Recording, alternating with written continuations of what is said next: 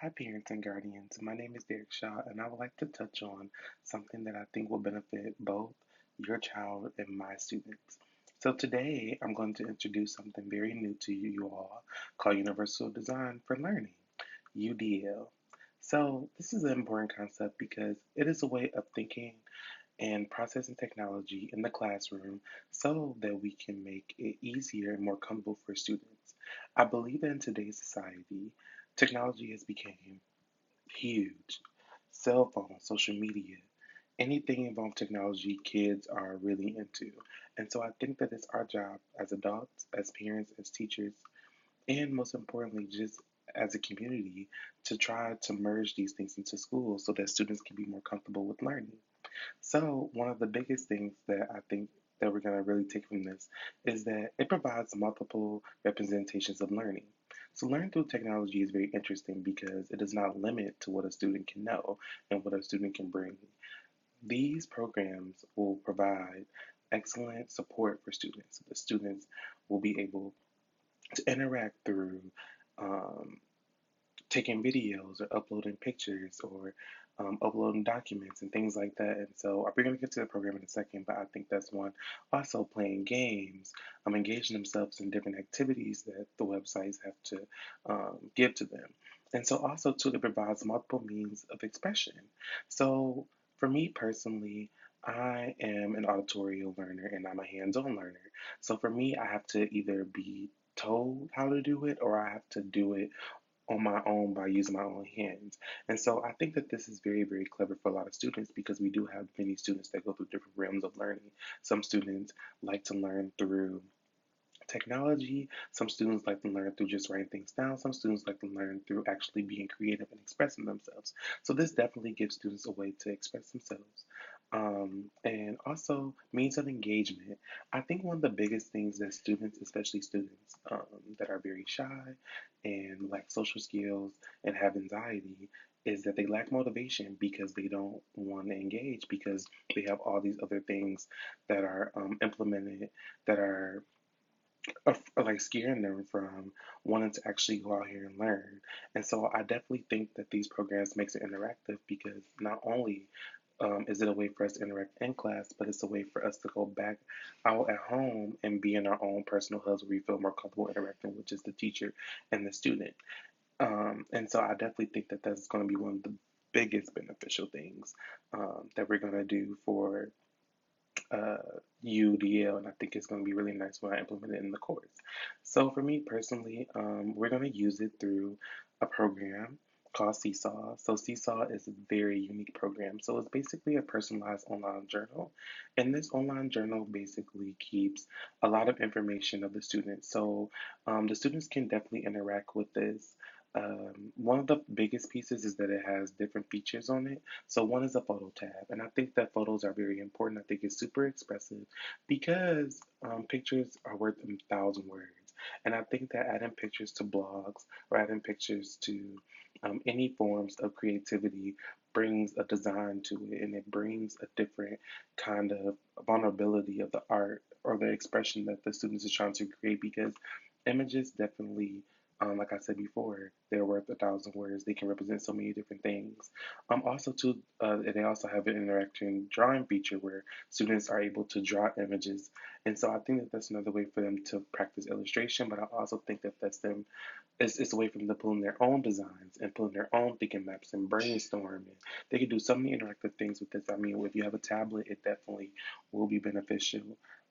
As far as videos as well, they can record videos. So, like I'm doing right now, they can kind of record personal journals or personal things or personal notes they want to talk about. They can practice on here.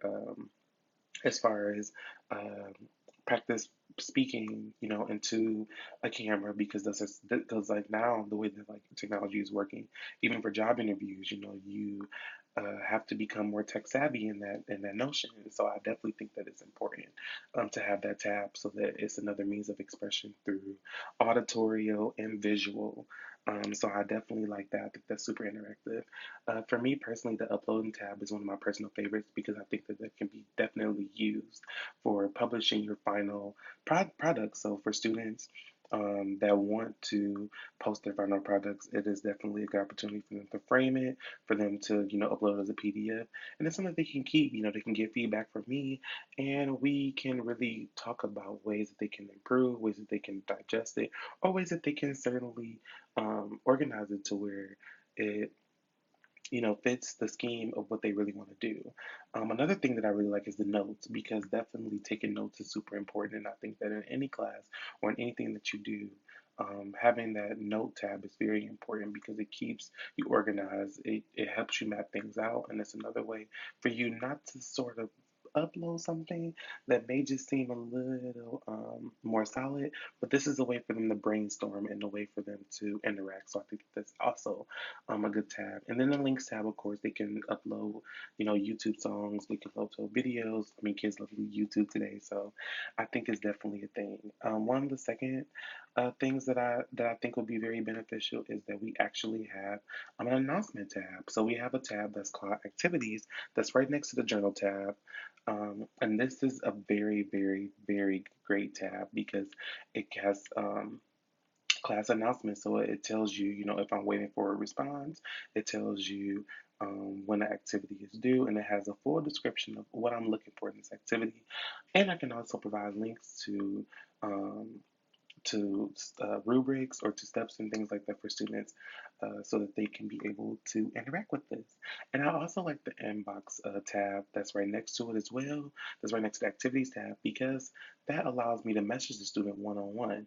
And so I really get a chance to contact the student and say, hey, you have this assignment due in a couple days, like what's going on, you haven't submitted it, or it's, a way for me to respond back. And the cool thing is, as the students are posting on their blog, I'm able to comment, and I'm also able to give access to what I want what other students to see, and what I want to see. And so I think that that's so nice because I think that it takes away, once again, a lot of the anxiety, and students are more willing to share what they to share with me or what they want to share so that they can produce the best journals as possible.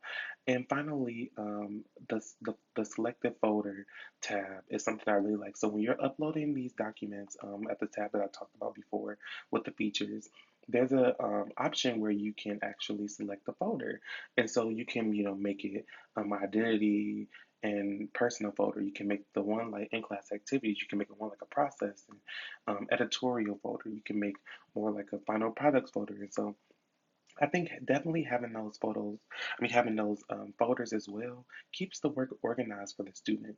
And there's so many different other features. So if we have, students who may struggle with different languages, we do have a translation.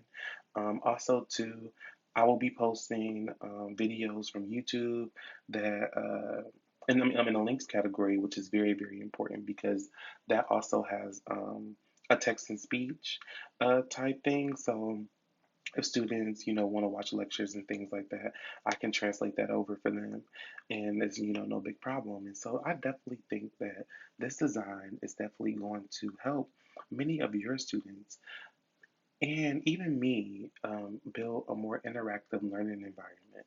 I think that it's so important that we do hands-on things in classrooms so that students can feel very, very comfortable and can feel, you know, just free to express whatever they want to express. And, of course, a lot of people may think that it's going to cause thousands of issues. So many people think that implementing this in the classroom will cause a distraction because technology is one of the roots of all evil within classrooms.